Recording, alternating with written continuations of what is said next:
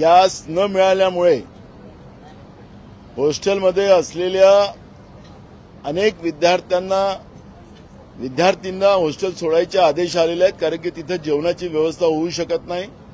Commercial gas या हॉस्टेलमध्ये मिळत होतं आणि ते आता सरकारने बंद केलंय. तर मध्यमवर्गीय आणि गरिबांच्या मुलामुलींच्या शिक्षणापासूनच त्याला वंचित करण्याचं पाप राज्याचं सरकार करते आहे. ही भूमिका मी आता विधानसभेत मांडलेली आहे. राज्याचे मुख्यमंत्री बाहेर माध्यमाला सांगतात की महाराष्ट्रामध्ये गॅस कुठेही कमी नाही आहे, आम्ही सगळ्यांना गॅस देतो आहे. हे सरकार सांगत असेल तर तुमच्या माध्यमातून लोकांच्या लाईनी त्या गॅसच्या दुकानासमोर दिसतात आहेत. तर मग गॅसचं शॉर्टेज नसेल महाराष्ट्रात तर मग लोक लाईन का लावून बसलेले आहेत घरगुती गॅससाठी? तर हे खोटं बोलण्याचं काम मुख्यमंत्र्यांनी सोडलं पाहिजे.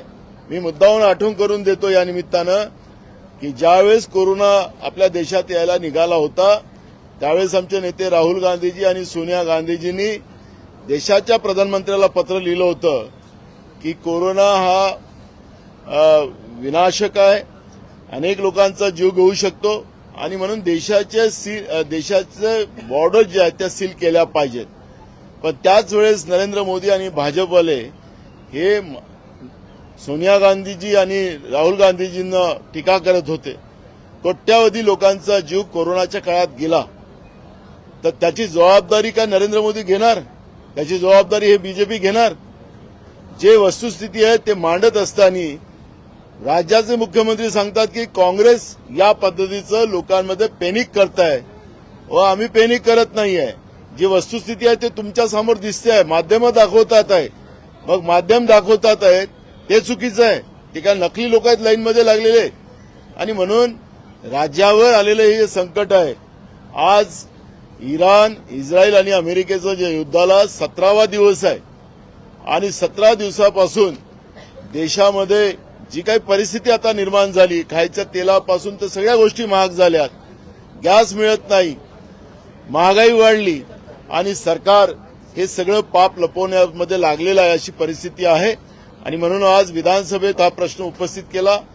विधानसभेच्या तालिकाच्या अध्यक्षांनी सांगितलं की संध्याकाळपर्यंत राज्य सरकारने याचं निवेदन सभागृहात द्यावं, अशा पद्धतीच्या सूचना विधानसभेच्या अध्यक्षांनी माझ्या प्रश्नावर त्या ठिकाणी दिलेल्या आहेत.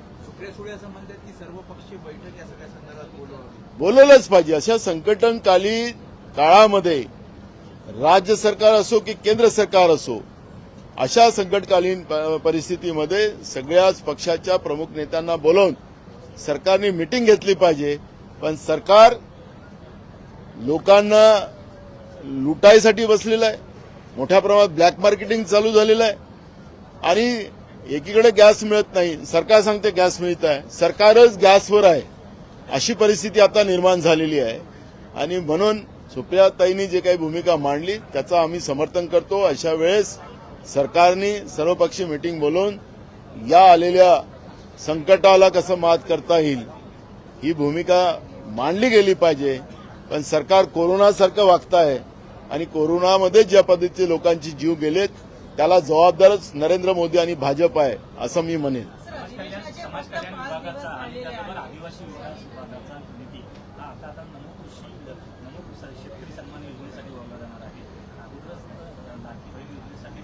तुम्हाला मगाशी पेपर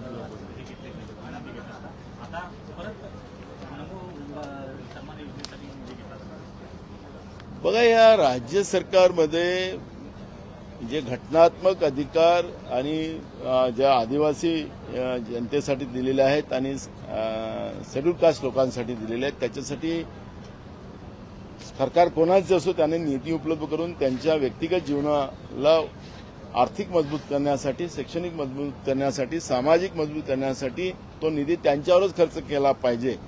असं असताना सुद्धा गेल्या 2 वर्षापासून महाराष्ट्रात समाज कल्याणचा आणि आदिवासी विभागाचा पैसा परस्पर हा दुसऱ्या योजनांवर खर्च केला जातो आणि घटनेला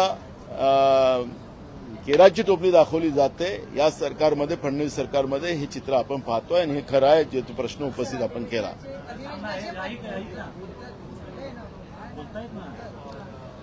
त्याचप्रमाणे राज्यात घोटाळ्याचं मोठ्या पद्धतीचं सत्र सुरू झालेलं आहे.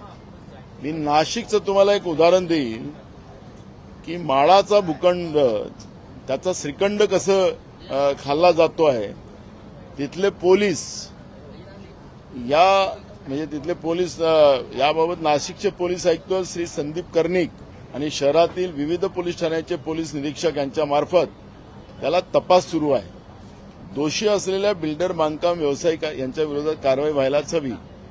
पण या सगळ्यांना बोलवून आणि ज्या लोकांनी तक्रारी केल्यात त्यांनाही बोलवून त्यांना धमकवलं जातं आणि त्यांच्याकडून उलटं पैसे लुटण्याचं काम या नाशिकमध्ये चाललेलं आहे.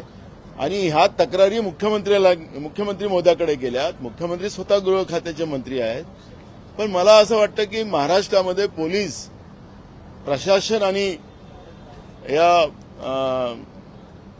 नगरविकास असेल, गृहनिर्माण असेल, या विभागातल्या अधिकाऱ्यांना मुख्यमंत्र्यांनीच मुभा दिलेली आहे का जनतेला लुटायची. या पद्धतीची परिस्थिती आता सगळीकडे निर्माण झालेली आहे.